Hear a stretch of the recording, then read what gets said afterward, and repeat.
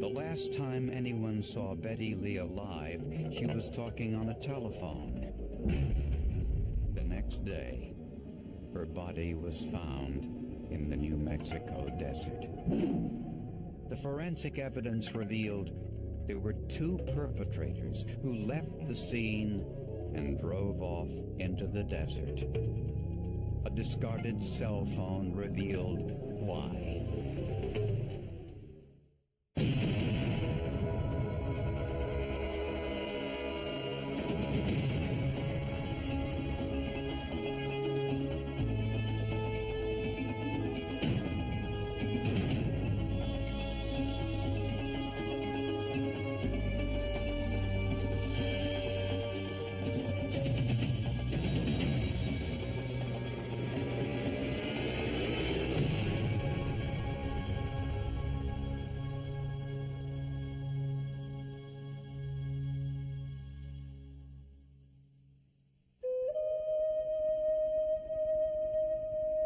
These 25,000 square miles of high desert are called the Four Corners, where Utah, Colorado, Arizona, and New Mexico meet.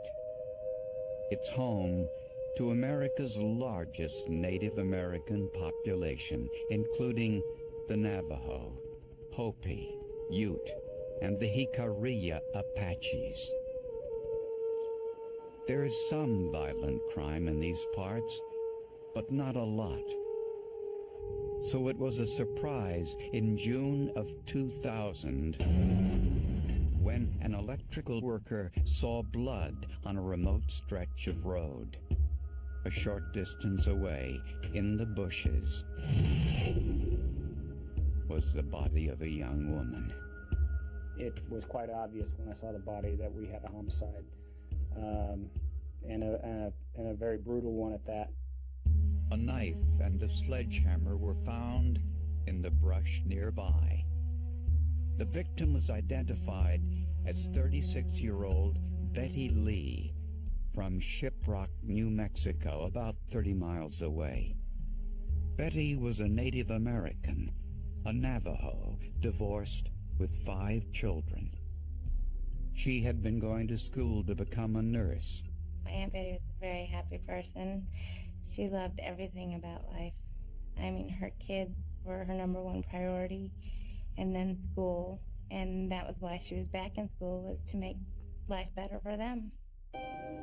2 years earlier, another Native American, Donald Sosi, was found stabbed and beaten to death in the desert just 10 miles away. Police feared a serial killer might be on the loose. At Betty Lee's autopsy, the medical examiner found numerous stab wounds to her chest, as well as blunt force trauma to the head. Death would be quick, not necessarily instantaneous, but it would be quickly. It appeared that the sledgehammer and knife found near her body were the murder weapons. There were no signs of sexual assault. Toxicology tests showed some alcohol in her system, but not a lot. She had some alcohol on board, but wouldn't necessarily be so impaired that she couldn't defend herself or do something else. The alcohol was a potential lead.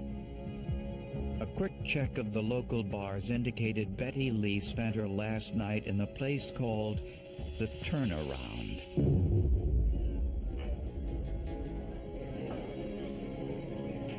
She was with 2 of her friends, Tina and Gloria. According to witnesses, there were 2 men drinking with them. One was named Johnny Miller. And the second guy, we never learned his first name. However, his last name was Pretty Boy. Eventually, the 2 men asked 2 of the women if they wanted to continue the party somewhere else. Gloria and Tina decided to leave the bar with Johnny Miller and Pretty Boy and go to a motel room. And Betty, at this time, it made Betty Lee almost the third wheel. Witnesses said Betty pleaded with her friends not to leave since she didn't have a ride home. But the foursome left anyway in a red pickup truck. They say that Betty Lee was chasing after Johnny Miller's red dually pickup and screaming at him and begging him not to leave her at the bar. From there, she walked to a convenience store and used the payphone.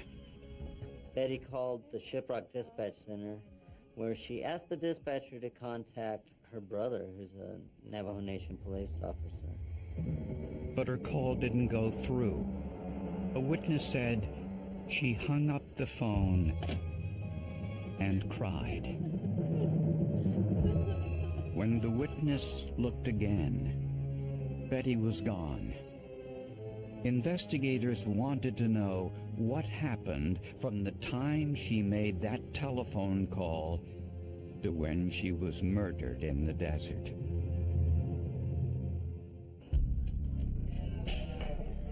While investigating the murder of Betty Lee, police searched for two women who were with Betty the night before at the Turnaround Bar and had left with the two men. Police were able to corroborate their alibis. The foursome had checked into a nearby motel where they had remained until morning. Investigators hoped forensic evidence at Betty Lee's murder scene would point them in the right direction. I had been on some homicide cases prior to this.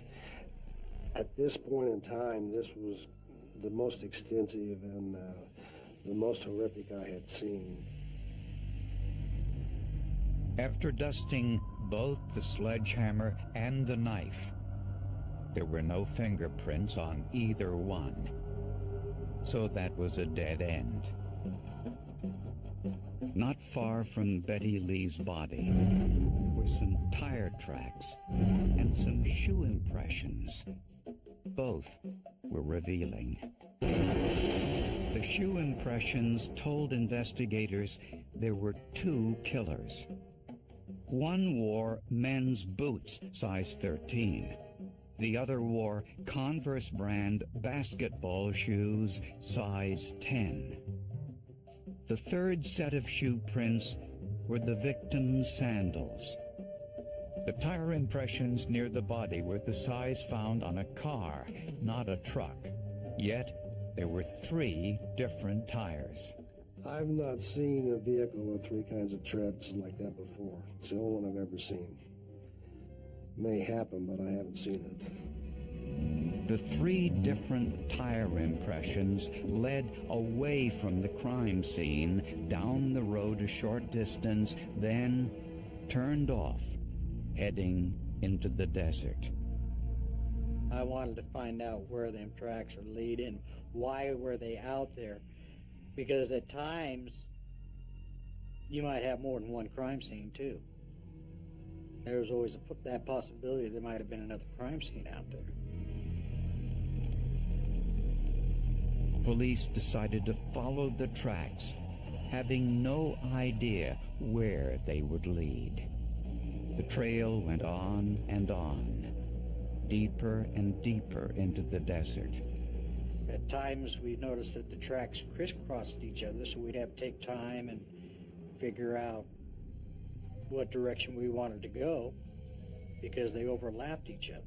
We weren't even 100% positive that this was a vehicle that was directly related to this homicide. We were just following tracks that led out of the crime scene. At times it was difficult to decipher.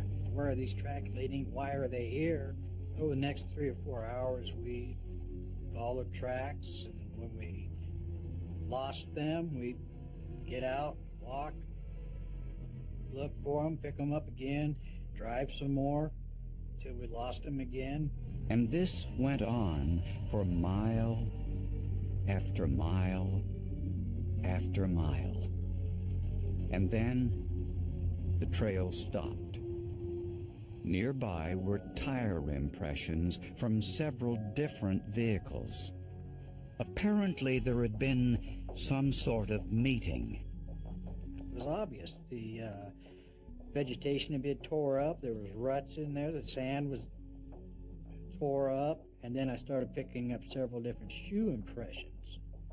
One was a smooth sole, might have been a Western boot. About 20 yards away, they found another extraordinary piece of evidence. A cell phone. I've lived in the area my entire life. That's something that's very uncommon, is coming across cell phones out in the middle of nowhere. The cell phone looked fresh. I mean, there was no dust on it. There was no rain spatter compared to the bottles and trash that was in the area. Was it possible that the cell phone belonged to the killer? From the phone company, police identified its owner as a tow truck driver, Charlie Bergen. I got a call from the sheriff's department asking me why my cell phone was laying near this dead body, you know, out there in the middle of nowhere. You think, oh my gosh, I'm going to be arrested for murder. Bergen insisted he knew nothing about any murder, but he said he could explain the 4 sets of tire tracks in the sand. According to Bergen, a car got stuck in the sand the night before. The owner called his father, who arrived in a pickup truck, and the pickup truck got stuck too. They called for a tow truck, and it got stuck. Finally, the tow truck driver called Charlie Bergen, and he pulled them all out. I've been doing this a long time, 17 years of it, and you see people do some really stupid things. People have weird ways. It's none of my business what they do. I just go on and towed them out and did my thing. Investigators could hardly believe it. But what was Bergen's phone doing in the sand? While I was pulling them out, my phone rings. Cell phone reception here is not very good. Couldn't hear a word she was saying. It was my wife. Kind of pisses me off, so I just throw the phone away. No big deal.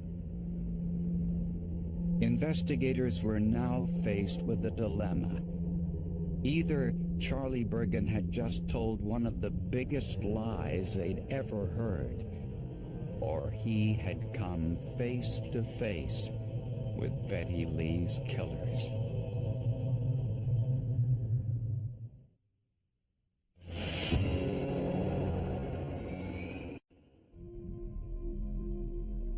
"36-year-old Betty Lee, the single mother of 5 young children, had been murdered in the New Mexico desert. The tire tracks found at the crime scene led police on a journey several miles into the desert, where apparently the vehicle got stuck.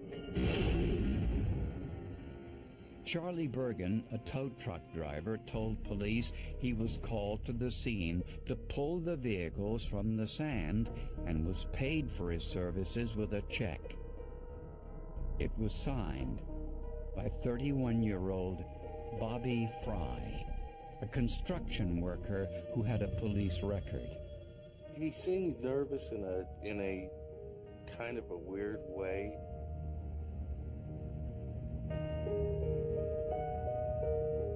Not really nervous, just didn't want to send the vehicle, I guess you could say. I don't know why he didn't want to send that vehicle. I don't understand that. Bergen said Bobby Fry was driving the car. We're headed off to Bobby Fry's house. This is something that needs immediate attention. If there's any evidence, we need to get to his house and preserve it if there is any. When questioned about the incident, Bobby Fry confirmed that his car got stuck in the desert and that he called his father to help pull him out. But he denied having anything to do with Betty Lee's murder. And he willingly allowed police to search his home. remember walking into Robert Fry's bedroom and thinking, oh my gosh, there was an enormous pile of clothes. There was stuff scattered everywhere. The room was in total disarray. And I remember thinking, I have to go through this entire room with a fine-tooth comb.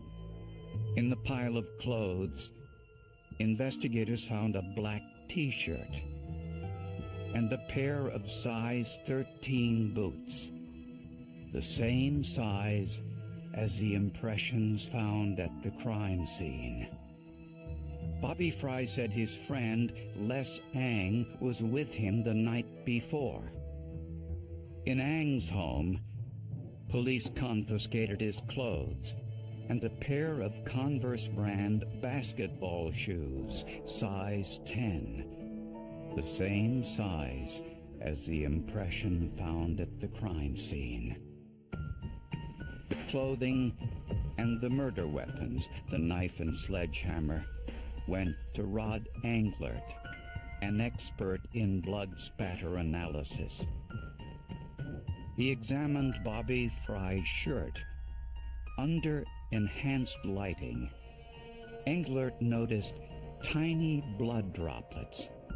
The size and shape indicated medium impact blood spatter.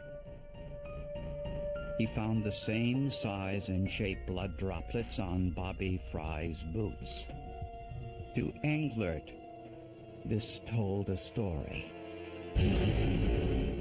Consistent with him being the one that had the sledgehammer and hitting Betty Lee with it as she lay on the ground. There were no fingerprints on either the sledgehammer and the knife who would tell us who was actually handling the sledgehammer or who was handling the knife. But Rod Englert found another way to prove who was handling the sledgehammer.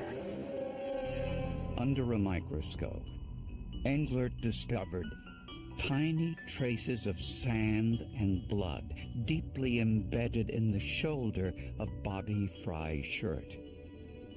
Englert said there was only one way this could have happened. And that is consistent with placing the sledgehammer and the handle over one's shoulder with the sand and the blood and carrying that 10-pound weight on the shoulder. That is my opinion as to what occurred after she was hit with the sledgehammer. That one casually walks off carrying the hammer on the shoulder. As for Les Ang, there was no blood whatsoever on his clothing and no blood spatter on his shoes. But there was a blood transfer pattern. It looked as if Les Ang carried Betty Lee's body into the brush, but he wasn't nearby when she was killed. So you're able to eliminate and exclude by the evidence the participation of Leslie Ng in the killing of Betty Lee. DNA testing of the blood on Bobby Fry's clothing and shoes and Les Ang's shoes confirmed that it was Betty Lee's blood. We found Betty Lee's blood in the vehicle itself. And in fact, we found an earring, or the police found an earring in Robert Fry's vehicle that matched up to the earring Betty Lee's body had after she was murdered. And finally, the tire impressions found at the crime scene matched the tires on Bobby Fry's car. Bobby Fry and Les Ang were both arrested and charged with first-degree murder. But investigators still didn't understand the motive.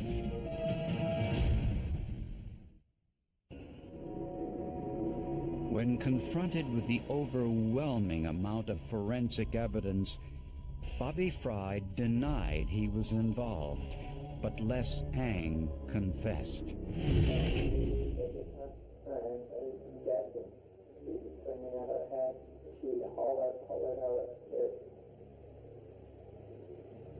On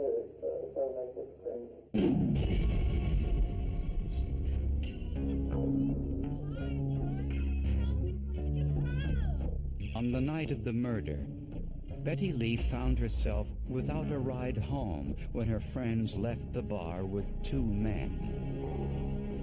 And she wasn't able to find anyone to give her a ride home.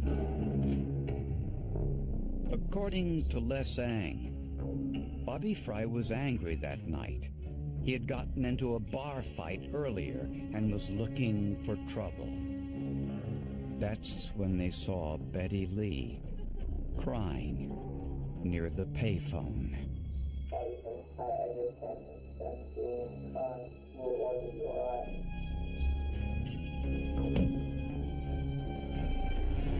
Both men carried Betty's body into the bushes, creating the blood transfer pattern on Les Ang's shoes.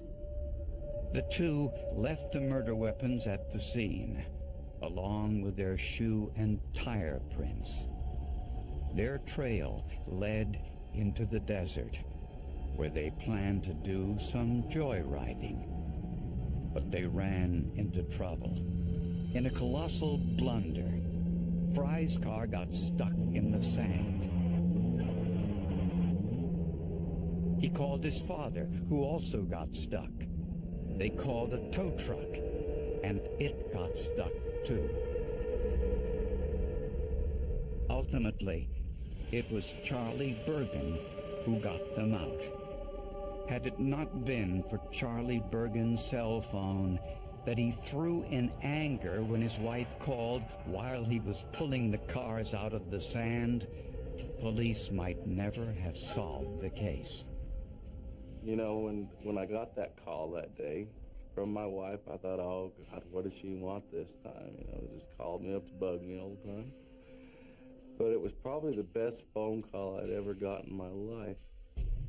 Robert Fry was tried and convicted of first-degree murder and sentenced to death.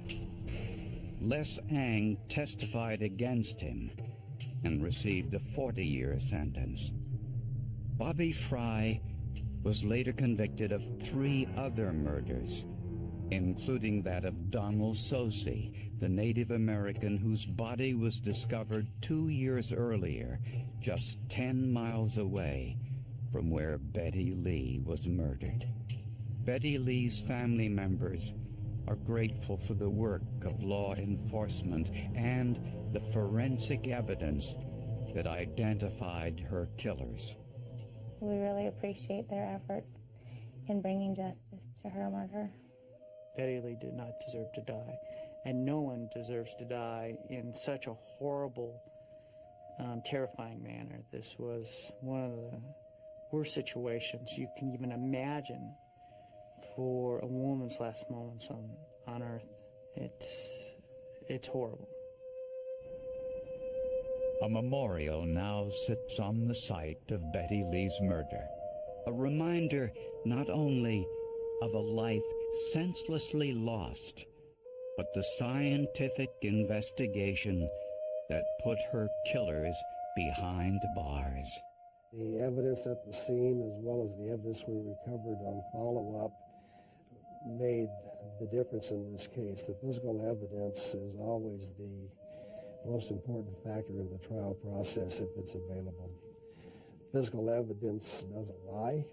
Forensic science was huge. The way everything from the blood spatter interpretation, the DNA, the footwear evidence, the tire evidence. It was huge. Forensic evidence solved this case.